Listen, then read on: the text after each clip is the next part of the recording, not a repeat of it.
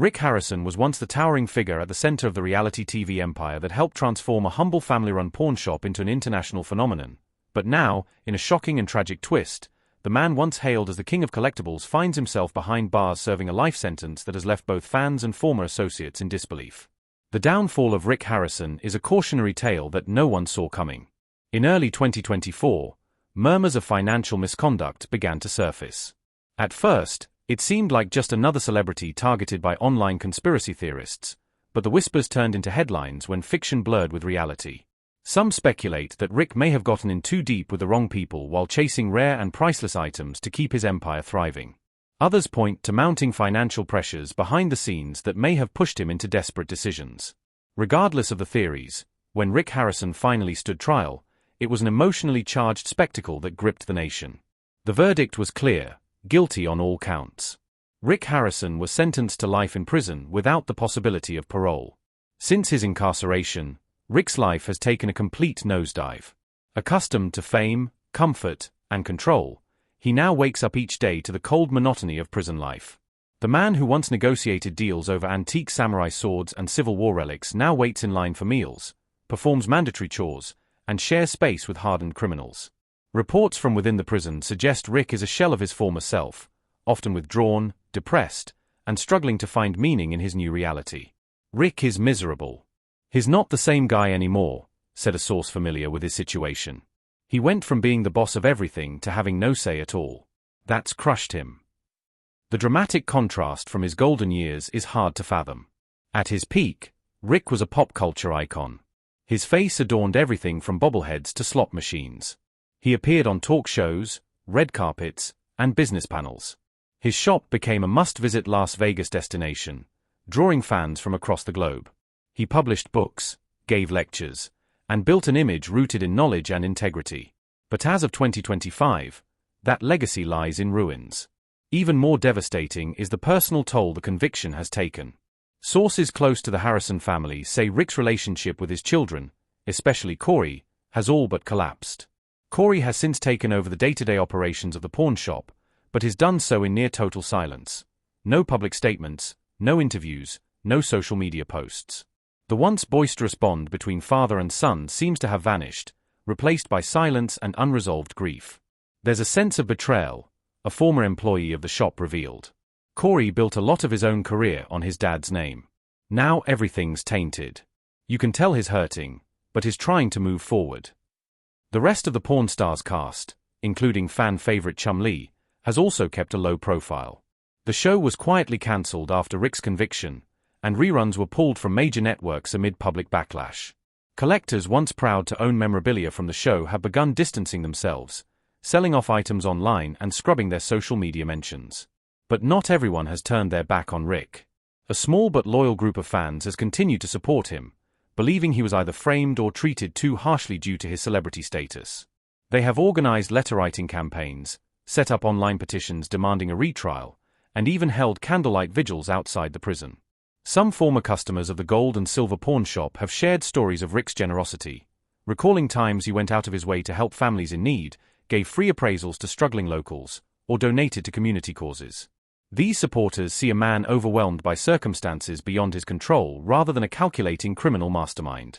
Nevertheless, public opinion remains deeply divided, and for the majority of fans, the heartbreak is still too raw to reconcile. Inside the prison walls, Rick's adjustment has been brutal.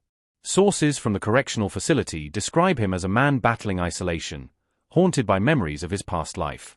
He spends much of his free time reading books, particularly history volumes, a faint attempt to hold on to the passion that once defined him. Occasionally, he can be seen scribbling in notebooks, possibly documenting his experience or planning an appeal that may never materialize. Those who knew Rick best say he was never prepared for this level of personal devastation. The loss of freedom, the loss of family, and the erosion of his public persona have created a psychological prison even harsher than the one of steel and stone he now inhabits. Meanwhile, Corey's silent stewardship of the pawn shop has sparked endless speculation. Some believe he plans to quietly sell the business altogether, severing ties with the family legacy. Others think he may attempt to rebuild it under a new name, hoping to salvage what remains of his career and dignity. Yet, without the larger-than-life presence of Rick, many doubt whether the shop can ever regain its former glory. Once a vibrant hub where history came alive through relics and storytelling, the gold and silver pawn shop now stands as a ghost of its former self, a monument to what was lost. The situation with Chum Lee has been equally complex. Once the comic relief of porn stars, Chum Lee now faces his own set of struggles. With his primary platform gone, he has retreated from public life almost entirely. Some insiders say he feels betrayed by the chain of events that led to the downfall, while others suggest he simply wants to avoid becoming collateral damage in a scandal that refuses to fade. Fans occasionally spot him in Las Vegas, but he rarely acknowledges his past fame. The silence from him, like Corey's, speaks volumes about the depth of the pain that lingers after Rick's conviction. As 2025 unfolds, the saga of Rick Harisson continues to resonate far beyond the world of pawn shops and reality television. It is a cautionary tale about ambition, loyalty, fame, and the dark temptations that can arise when success demands ever higher stakes. For some, Rick's story is a tragedy of a good man who lost his way. For others, it is a justified fall from grace.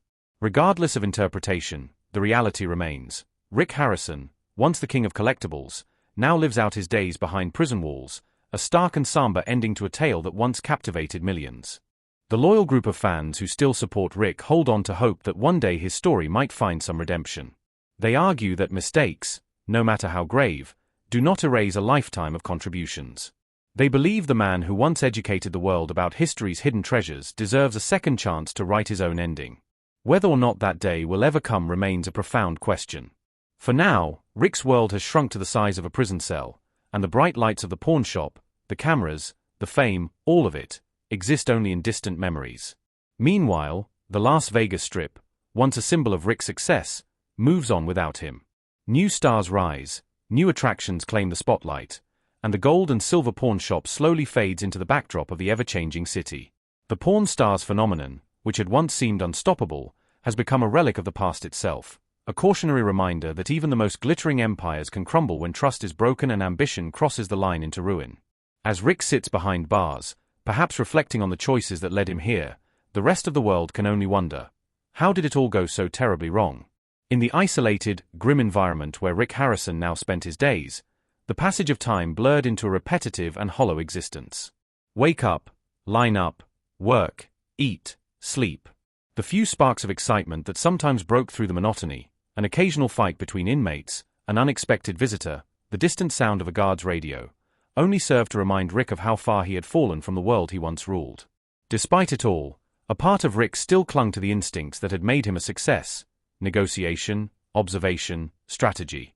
Yet in prison, those skills were rendered useless. There was nothing to negotiate, no history to appraise, no deals to make. He was just another number now. In late 2025, nearly a year into his sentence, Rick agreed to a rare prison interview with a local Las Vegas journalist who had once covered Pawn Stars during its heyday. Sitting across from the reporter in a sterile, echoing visitation room, Rick looked almost unrecognizable. The once confident glint in his eye was dulled, his once carefully styled hair now shaved close to the scalp, more for practicality than fashion. His voice, though still deep, carried a brittle edge of defeat. "I built something," Rick said slowly, staring past the reporter as if looking through the walls.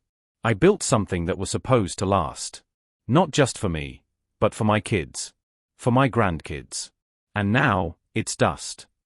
When asked about the charges against him, Rick shook his head but gave no direct answers. "I made mistakes," he admitted. "Bigger than I even knew.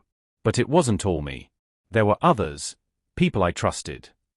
He trailed off, the words seemingly too heavy to continue. The interview, when published, caused a brief ripple in the media, igniting a fresh debate among the dwindling pool of Pawn Stars fans and critics alike.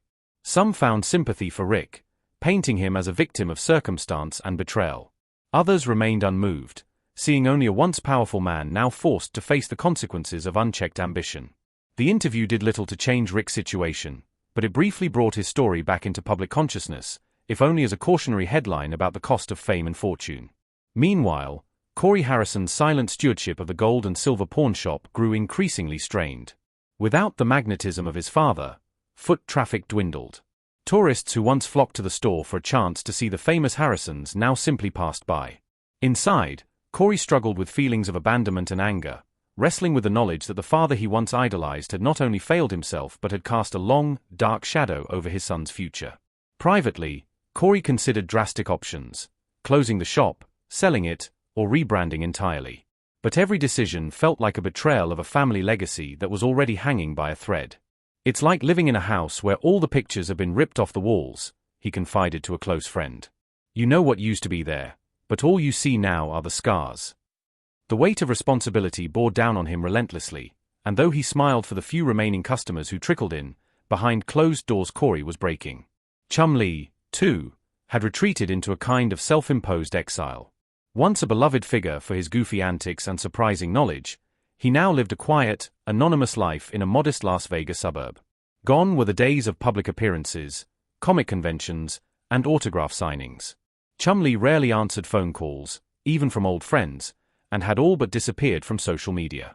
Insiders whispered that he struggled with depression and a profound sense of loss, mourning not just the downfall of Rick, but the collapse of the only world he had truly belonged to. In the wake of Rick's conviction, a small but dedicated group of fans formed an organization they called Justice for Rick. They held meetings in community centers, organized letter-writing campaigns to the governor, and even launched a crowdfunding effort to pay for a high-powered appeals lawyer. Their rallies, though sparsely attended, were filled with passion. Signs reading "Fame isn't a crime" and "Free Rick Harisson" were waved fervently by supporters who genuinely believed a miscarriage of justice had taken place. But the broader public largely ignored these efforts, having already moved on to newer scandals, newer stars, and newer distractions. The media coverage that had once lavished attention on Rick and his family now treated the Harisson name as radioactive. Tabloids occasionally published speculative pieces about Rick's life behind bars, with headlines like "Porn Star to Prisoner," "The Shocking Life of Rick Harisson," and "Pawn Shop Dynasty Crumbles." Major networks stayed largely silent, perhaps out of discomfort at having once celebrated a man who had fallen so spectacularly. In the court of public opinion, Rick's guilt was a settled matter, and few seemed interested in reopening old wounds. But for those who knew Rick personally, the grief was ongoing and raw. Old friends from the Las Vegas business community sometimes spoke of him in hushed, regretful tones, recalling the man who once proudly helped struggling entrepreneurs get their start. One local restaurateur said, "Rick wasn't just some TV guy. He really cared about Vegas. He sponsored kids' teams, gave donations. It's easy to forget that now." Another former acquaintance added, "He got caught up. It doesn't erase the good he did." As the second year of Rick's imprisonment approached, his mental health reportedly worsened. Sources from the prison described him as increasingly isolated, barely speaking except when necessary. He refused most visitors, including Corey, leading some to speculate that shame and pride kept him from facing his family. "He's punishing himself," one insider said. "He doesn't need anyone else to do it. Every day, every minute, he's doing it himself." There were rumors, too, that Rick had begun writing a memoir from within his cell. Scribbled across dozens of yellow legal pads, it was said to be a brutal, unflinching account of his rise and fall, detailing not just his public achievements but his private regrets. Whether the manuscript would ever see the light of day was unclear. Some believed Rick intended it as a form of confession, meant only for his family after his death. The pawn shop itself, a once vibrant hub of commerce and history, continued to decay. Several longtime employees quietly resigned, unable to watch the business they had helped build collapse from the inside. Dust gathered on the display cases. Tourists who did wander in often left quickly, sensing the heavy, oppressive sadness that now hung in the air. Even the most dedicated Pawn Stars fans found it difficult to muster enthusiasm. Without Rick, without the energy and banter that had once animated the store, the gold and silver pawn shop felt like a museum of broken dreams. By the end of 2026, Corey made the painful decision to close the shop to the public. It would remain a private office for handling online sales and special appointments, but the era of walk-in customers and celebrity cameos was officially over. "It's not what Dad would have wanted," Corey told a local paper in a rare interview. "But it's what has to be done. We can't live in the past forever." The closure of the shop made national news for a brief moment before being swallowed by the relentless churn of new stories. For fans, it was the final nail in the coffin, a stark symbol that the Pawn Stars era had truly ended. Social media lit up with nostalgic posts, photos of visits to the shop, clips from old episodes, and bittersweet farewells. But even as the world mourned the end of an era, Rick Harisson remained locked away, a silent witness to the legacy he had helped create and destroy. Inside his cell, Rick marked the passing of days in quiet solitude. Sometimes, he would close his eyes and picture the old shop, The clink of coins, the laughter of customers, the thrill of discovering a rare piece of history. In those moments, he could almost convince himself that it was all still real, that he could open his eyes and find himself back behind the counter, haggling over vintage guitar or a Revolutionary War musket. But when he did open his eyes, the grim reality of concrete walls and iron bars met him instead. As the years wore on, Rick became something of a ghost figure within the prison, respected by some inmates for his past fame but largely left alone. The guards, too, treated him with a kind of detached pity. They saw a man who had once stood atop the world now reduced to a cautionary tale whispered among new recruits. That's Rick Harisson. Yeah, the guy from TV. Shows you, fame doesn't make you bulletproof. On the rare occasions when he allowed himself to dream, Rick wondered what kind of story history would ultimately tell about him. Would he be remembered as a pioneer of reality television, a savvy businessman who brought the world's fascination with the past into living rooms everywhere?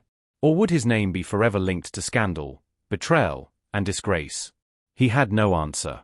He only knew that the past was unchangeable, the future uncertain, and the present a never-ending purgatory. Still, somewhere deep within him, the old Rick, the one who had once found joy in uncovering hidden treasures and breathing life into forgotten relics, clung to a tiny ember of hope. Maybe one day, the full truth would come out. Maybe one day, he would have the chance to tell his story properly, without the distortions of media and rumor. Until then, Rick Harisson, once the king of collectibles, waited. Waited and remembered.